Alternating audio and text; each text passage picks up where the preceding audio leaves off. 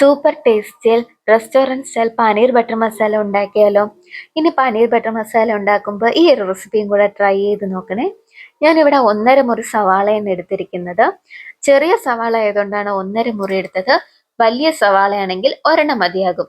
അതേപോലെ തന്നെ തക്കാളിയും ഒരു വലിയ തക്കാളിയാണ് ഞാൻ എടുത്തത്.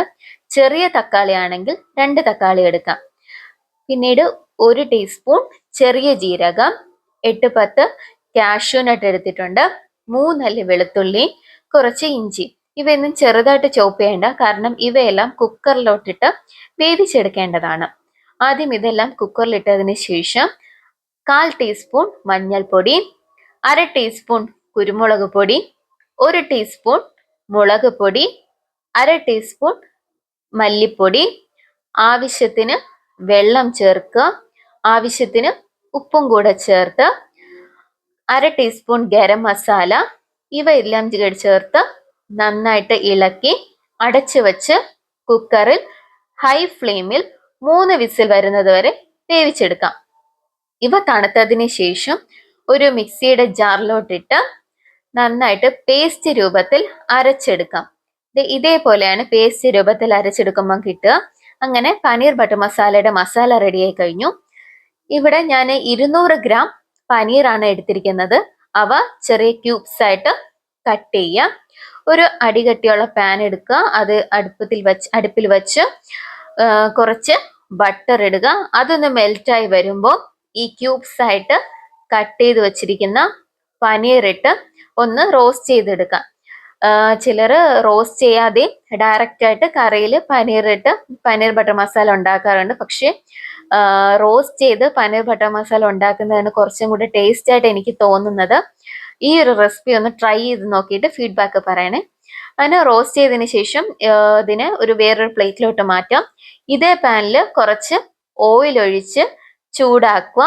ഈ ചൂടാക്കിയ എണ്ണയിലോട്ട് ചെറുതായി ചോപ്പ് ചെയ്ത് വെച്ച് സവാള, ഞാനിവിടെ ഒരു സവാള, ഒരു വലിയ സൈസ് സവാളയാണ് എടുത്തിരിക്കുന്നത്. അത് ചെറിയതായിട്ട് ചോപ്പ് ചെയ്ത് നന്നായിട്ട് മിക്സ് ചെയ്യാം. അതിലേക്ക് കുറച്ച് ആവശ്യത്തിന് ഉപ്പും കൂടെ ചേർത്ത് നന്നായിട്ട് മിക്സ് ചെയ്യുക. ചെറുതായിട്ട് നുറുക്കിയത് കൊണ്ട് സവാള പെട്ടെന്ന് വഴണ്ടി വരും. ഇവിടെ ഒരു തക്കാളിയാണ് എടുത്തിരിക്കുന്നത്, ഒരു ചെറിയ തക്കാളി. അതും ഇട്ട് നന്നായിട്ട് മിക്സ് ചെയ്യുക. മിക്സ് ചെയ്തതിന് ശേഷം അടച്ചു വെച്ച് ഒരു 5 മിനിറ്റ് വേവിക്കുക. അപ്പോഴത്തേക്കും ഈ സവാളയും തക്കാളിയും നന്നായിട്ട് വെന്ത് ഉടഞ്ഞിരിക്കും. ഇതിലേക്ക് 1 ടീസ്പൂൺ മുളക് പൊടി ചേർക്കുന്നുണ്ട്. കാശ്മീരി മുളക് പൊടി ചേർക്കുന്നവർക്ക് ചേർക്കാം. ഞാനിവിടെ നോർമൽ മുളക് പൊടിയാണ് ചേർത്തിരിക്കുന്നത്. ഇവ നന്നായിട്ട് മിക്സ് ചെയ്യുക. ഒന്ന് പച്ചക്കുത്ത് മാറുന്നത് വരെ ഒന്ന് വഴറ്റുക. ഇതിലേക്ക് 2 ടീസ്പൂൺ ടൊമാറ്റോ കെച്ചപ്പും ചേർക്കുന്നുണ്ട്. അതുകൊണ്ടാണ് ഞാനിവിടെ ചെറിയ തക്കാളി എടുത്തത്. വേവിക്കാനും തക്കാളി എടുത്തു, ഇതിനും തക്കാളി എടുത്തത്. അതുകൊണ്ടാണ് കെച്ചപ്പും ചേർക്കുന്നതുകൊണ്ടാണ് ചെറിയ തക്കാളി വഴറ്റാൻ വേണ്ടി എടുത്തത്. ഇതൊന്ന് വഴണ്ടി വന്നതിന് ശേഷം നേരത്തെ അരച്ചു വെച്ച മസാലക്കൂട്ട് ഇതിലോട്ട് ചേർക്കുക. ഇവ ചേർത്തതിന് ശേഷം കുറച്ച് വെള്ളം കൂടെ ചേർക്കുക. കാരണം ഇതൊരു തിക്ക് ഗ്രേവി ആയിട്ടാണ് ഉള്ളത്, അതുകൊണ്ടാണ് കുറച്ചും കൂടെ വെള്ളം ചേർക്കാൻ പറഞ്ഞത്. പിന്നെ കുറച്ച് വെള്ളം കൂടെ ചേർത്ത് 1 ടീസ്പൂൺ പഞ്ചസാരയും കൂടെ ചേർത്ത് കുറച്ച് കസൂരി മേത്തിയും കൂടെ ചേർത്തതിന് ശേഷം നന്നായിട്ട് ഇളക്കി യോജിപ്പിക്കുക. ഇതിലേക്ക് ഫ്രഷ് ക്രീം ചേർക്കുക. അത് ഒരു 3-4 ടീസ്പൂൺ ആണ് ചേർത്തിരിക്കുന്നത്.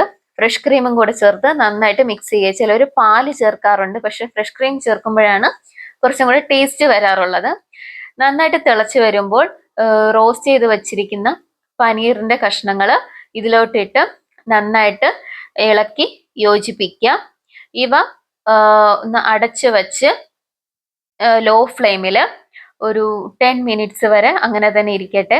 അപ്പോഴത്തേക്കും അത് 10 മിനിറ്റ് കഴിഞ്ഞ് തുറന്നു നോക്കുമ്പോൾ ഈ മസാലയെല്ലാം കുറുകി നല്ലൊരു മണമാണ് ആ ഒരു മൂടി തുറക്കുമ്പോൾ തന്നെ.